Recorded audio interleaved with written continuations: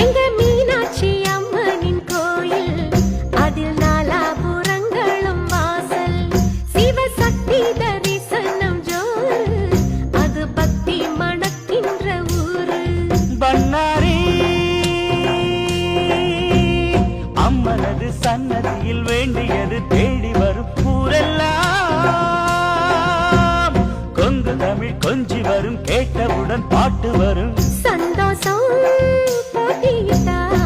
சங்கீதம் நான் சொல்லித்தரேன் சங்கீதம் சொல்லி தந்தா பொன்னும் பொருளும் அள்ளித்தானே மதுரை நம் மதுரதா மல்கோவா மதுரதா மல்லிகைப்பூ வாசம் வீசுதா